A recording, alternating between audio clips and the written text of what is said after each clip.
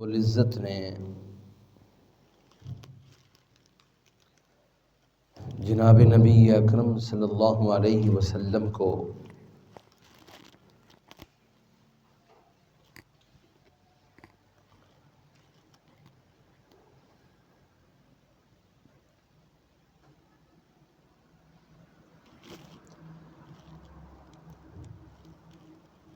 مکی زندگی کے اندر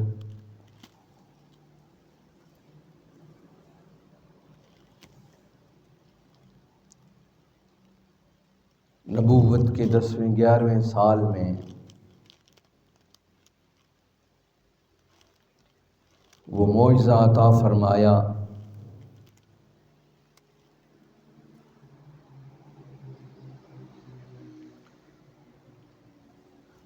اور معجزہ کہتے بھی اس کو ہیں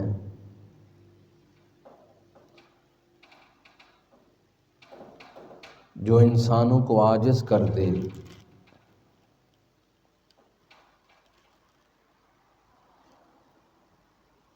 معجزہ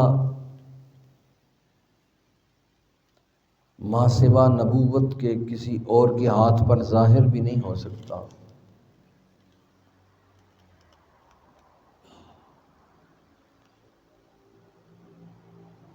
نبوت کا معجزہ اولیاء اللہ کی کرامات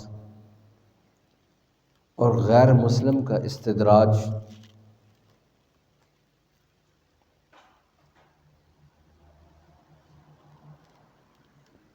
ان تینوں چیزوں میں بڑا فرق ہے۔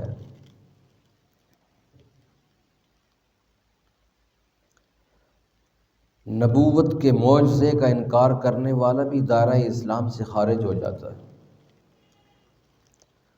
اور غیر مسلم کے استدراج کو ماننے والا بھی دائرہ اسلام سے خارج ہو جاتا ہے۔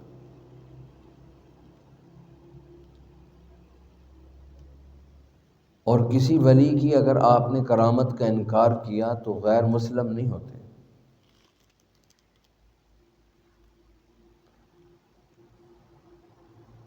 مکی دور کے اندر اللہ کے حبیب صلی اللہ علیہ وسلم وہ پریشانیاں، وہ مصیبتیں، وہ صعوبتیں امت کے فکر میں گھلنا،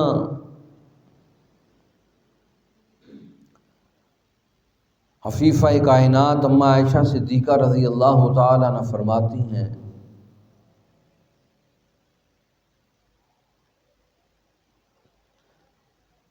جناب محبوب کبریا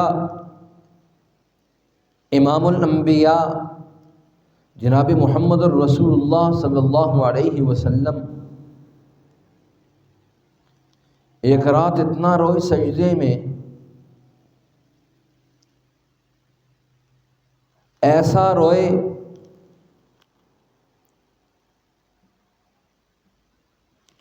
اور گھٹ گھٹ کے روئے،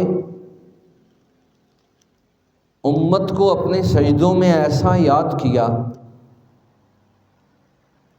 اللہ سے ایسا مانگا۔ عفیفہ کائنات اماں عائشہ صدیقہ رضی اللہ تعالیٰ عنہ فرماتی ہیں آپ کے اس رونے کو دیکھ کر میرا جگر پھٹے جا رہا تھا۔ وہ نبی جو اپنی امت کو ہر حال میں یاد رکھتا ہے، ہر لمحہ ہر لحظہ یاد رکھتا ہے،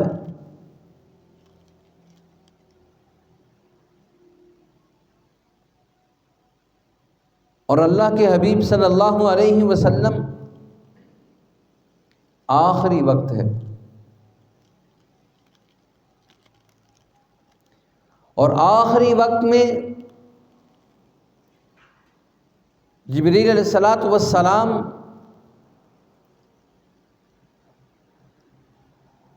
سلام کر کے آپ کی کٹیا میں داخل ہوئے،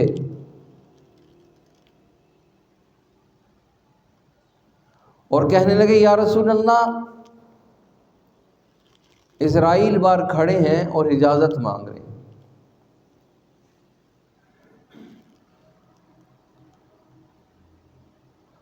سیدنا اسرائیل علیہ السلام اندر تشریف لائے، سلام کیا،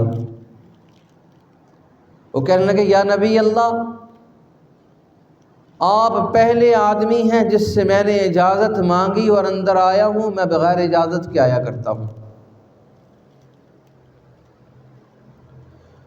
اور آپ ایسے آدمی ہیں جس کو میں نے سلام کیا، اجازت مانگی،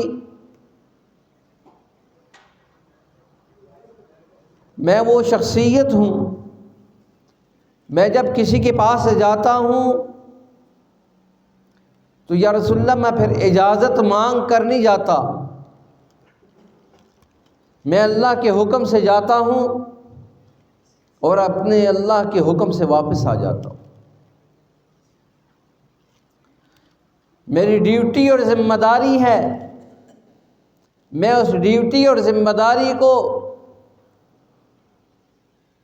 پوری ہمت اور استقامت کے ساتھ اللہ کے حکم سے پورا کر رہا ہوں۔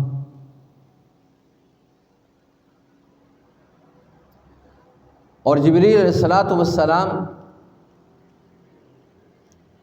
اللہ کا حکم لے کر جب آئے تو رسول اللہ صلی اللہ علیہ وسلم نے اس وقت بھی اپنے قلب کے اندر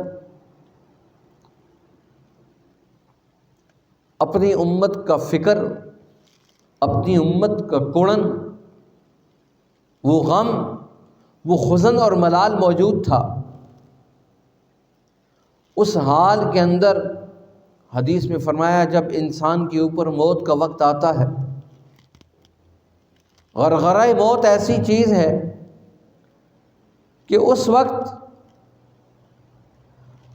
آدمی ہر چیز کو بھول جاتا ہے، یہاں تک کہ دنیا میں وہ عزیز ہستیاں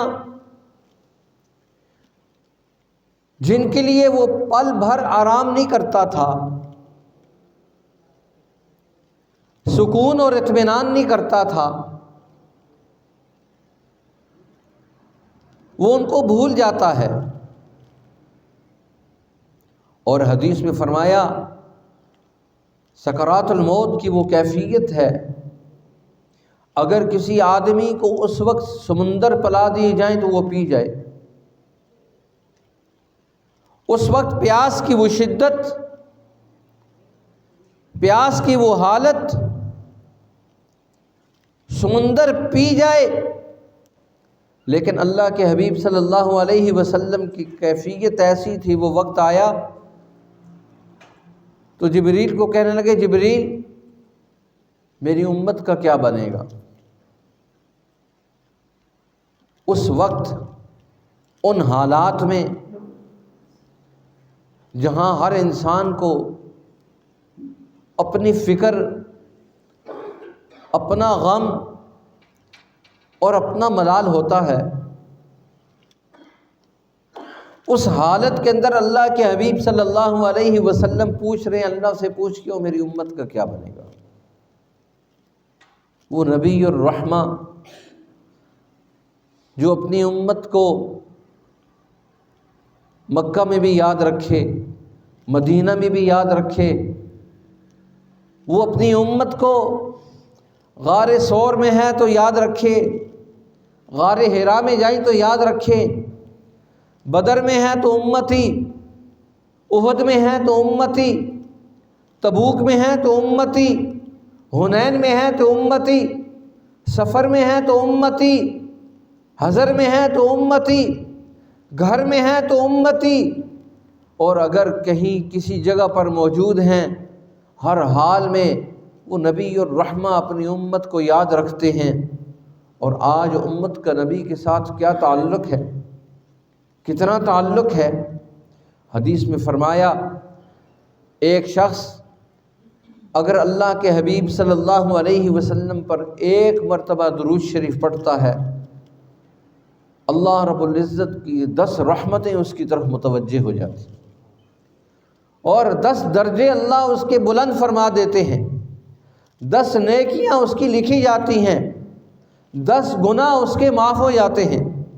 اور حدیث میں فرمایا جو آدمی کثرت کے ساتھ درود شریف پڑھتا ہے قیامت کے دن اٹھے گا مشک کی خوشبو اس کے منہ سے آ رہی ہو۔ اور ایک اور حدیث میں فرمایا جو آدمی کثرت کے ساتھ رسول اللہ صلی اللہ علیہ وسلم پر درود شریف پڑھتا ہے قیامت کے دن حشر میں جہاں ہر نبی کو نفسی نفسی ہوگی، آدم سے لے کر عیسیٰ تک ہر نبی کی زبان پر رب نفسی نفسی ہوگا، اس حال کے اندر اللہ کے حبیب صلی اللہ علیہ وسلم کو حشر کے میدان میں وہ شخص نہیں تلاش کرے گا بلکہ حضور اس کو تلاش کرے گے، یہ مجھ پر درود پڑھنے والا ہے۔ اس آدمی کی کیا شان ہے، کیا مرتبہ اور مقام ہے کہ ایک آدمی اگر اپنی زبان سے اللہم صلی علی سیدنا محمد وعلی آل سیدنا محمد افضل صلواتک بعدد معلوماتک وبارک وسلم، اپنی زبان سے کوئی بھی درود شریف پڑھتا ہے 40 نعمتیں تو اللہ اس کو دنیا کے اندر دے دیتی، اور آخرت میں اللہ کے حبیب صلی اللہ علیہ وسلم اس کو تلاش کر کے اس کو اپنے ساتھ اپنی معیت میں رکھنا کتنی بڑی سعادت ہے، کتنی بڑی خوش قسمتی ہے۔ آج کے اس دور میں جہاں نفسا نفسی ہے، کوئی کسی کو نہیں پوچھتا، اچانک اگر پانی آ جائے تو ہر آدمی کو اپنا پڑ جائے، زلزلہ آ جائے تو ہر آدمی اپنی ذات کی پڑ جائے، ماں کو بچوں کی فکر نہیں، بچوں کو ماں کی فکر نہیں۔ اس حال کے اندر قرآن مجید کہتا ہے ان زلزلۃ الساعۃ شیء عظیم، قیامت کا وہ ہولناک دن، ایسا دن جہاں بچے بوڑھے ہو جائیں، جہاں انسانی زندگی پر ایسے اثرات مرتب ہوں، وہاں درود شریف پڑھنے والے کو اللہ کے حبیب صلی اللہ علیہ وسلم یاد رکھیں گے۔ کتنی بڑی انسان کی سعادت ہے، خوش قسمتی ہے، خوش بختی ہے۔ اس لیے قرآن مجید انسانوں کو متوجہ کرتا ہے یہ وہ نبی ہیں جن کے تم امتی ہو، جن کے ساتھ تمہارا تعلق ہے، جن پر تم ایمان لے کر آئے ہو۔ وہ نبی دنیا کے جس خطے جس حصے میں بھی جاتا ہے اپنی امت کو یاد رکھتا ہے۔ حدیث میں آتا ہے جب نبوت کے 10ویں 11ویں سال مکہ والوں نے تکالیف کے پہاڑ توڑ دیے، یہاں تک کہ قتل کا منصوبہ بنا لیا، نعوذ باللہ من ذالک، رسول اللہ صلی اللہ علیہ وسلم کو اس قصے کو ختم کرو۔ یہ ہمارے نظام کے خلاف بہت بڑا چیلنج ہے۔ مکہ کے اس سسٹم اور نظام کو محمد الرسول اللہ اور آپ کی جماعت سے خطرہ ہے، اور اس خطرے کو ٹالنے کے لیے دار الندوہ میں مکہ کی ساری بڑے بڑے سرداران قریش اکٹھے ہو کر وہ یہ طے کرتے ہیں اس کانٹے کو اکھاڑ کر پھینک دو، اس شخصیت کو ختم کر دو، ان کے پیچھے اولاد نہیں، اگر اس کو ختم کر دو گے، نعوذ باللہ من ذالک شہید کر دو گے، پھر ان کا نام لینے والا کوئی نہیں ہوگا۔ اللہ فرماتے ہیں تم کیا سمجھتے ہو، ان شانئک ھو الابتر، جو میرے محبوب کا دشمن ہوگا وہی بے نام و نشان ہوگا، وہی دم کٹا ہوگا۔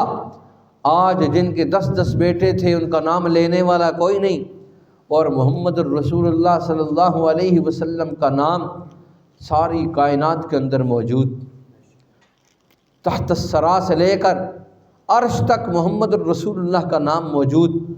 اور اللہ نے فرمایا میرے محبوب ان ظالموں نے آپ کو اتنی تکالیف دیں، اتنی صعوبتیں اور پریشانیاں آپ کے لیے پیدا کیں، سارا مکہ آپ کے لیے اومڈ آیا مارنے کے لیے، اور میرے محبوب میں آپ کو وہ مقام دوں گا، وہ مرتبہ دوں گا جس مرتبے کی خواہش ہر نبی کی ہے، لیکن ہم آپ کو وہ مقام دیں گے، امام الانبیاء کا مقام دیں گے۔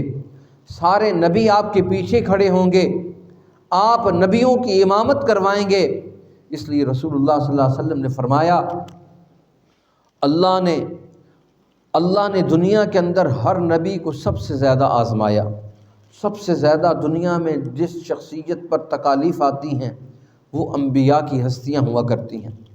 اور پھر فرمایا ثم الامثل فالامثل، جو جتنا نبی سے پیار کرتا ہے اتنی تکالیف آتی. آج اگر کسی کو تکلیف آ جائے ہم کہتے ہیں دیکھو جی اللہ کے عذاب میں ہے. بھائی اللہ کے عذاب میں نہیں ہے، اللہ کی نگاہ میں ہے. جس پر پریشانیاں آ گئیں، مصیبتیں آ گئیں، فرمایا وہ تو اللہ کی نگاہ میں ہے، اللہ نے اس کو اپنی نگاہ میں کر لیا. اس لیے انبیاء پر سب سے زیادہ تکالیف آتی ہیں. اور حضور نے فرمایا سارے نبیوں کی تکلیفوں کو ایک پڑلے میں رکھو، مجھ محمد الرسول اللہ پر جتنی آزمائش ہے ایک پڑلے پر رکھو. میرا پڑلا جو ہے نا جی جھکنا شروع کر دے گا، سارے نبیوں کا پڑلا اڑنا شروع کر دے گا. کتنا آزمایا گیا. اس لیے دنیا کے اندر جس آدمی کے اوپر جتنی بڑی ذمہ داری ہوتی ہے اتنی بڑی آزمائش ہوتی ہے، اور آزمائش ذمہ داری کے مقابلے میں آتی ہے. ذمہ داری جتنی بڑی آزمائش اتنی بڑی. اس لیے رسول اللہ صلی اللہ علیہ وسلم کو ذمہ دار بھی بہت بڑا بنایا گیا، اور دنیا کے اندر سب سے بڑا مقام بھی آپ کو عطا کیا گیا. اس لیے کہتے ہیں اللہ کے بعد سب سے بڑا مرتبہ اور مقام جس ہستی کا ہے اللہ کی نگاہ میں وہ جناب محمد الرسول اللہ صلی اللہ علیہ وسلم کی. اور اللہ نے فرمایا میرے محبوب آج آپ مہمان ہوں گے، میں میزبان ہوں گا. یہ مقام کیوں ملا؟ یہ ذمہ داری کی بنیاد پر.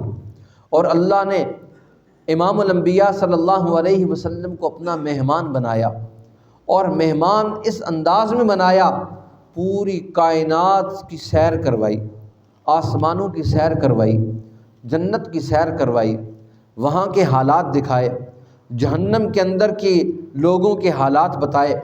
آپ نے اپنی آنکھوں سے مشاہدہ کیا.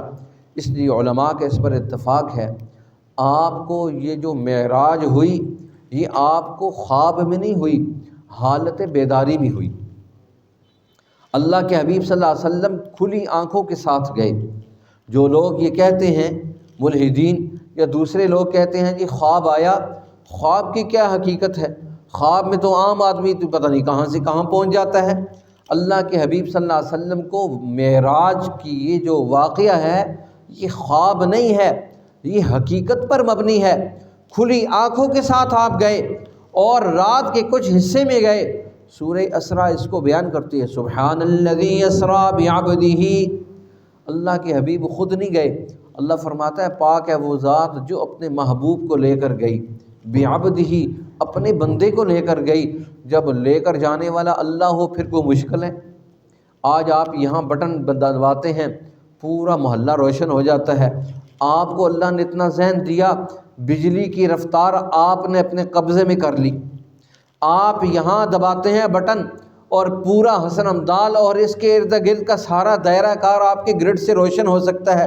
محمد رسول اللہ صلی اللہ علیہ وسلم بجلی کی رفتار سے زیادہ اللہ کے قریب نہیں پہنچ سکتے.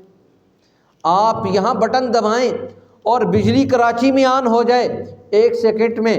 اللہ کے حبیب صلی اللہ علیہ وسلم کا اللہ اس پر قادر نہیں کہ محمد الرسول اللہ کو رات کی چند گھڑیوں میں پوری کائنات کی سیر کروا دیں.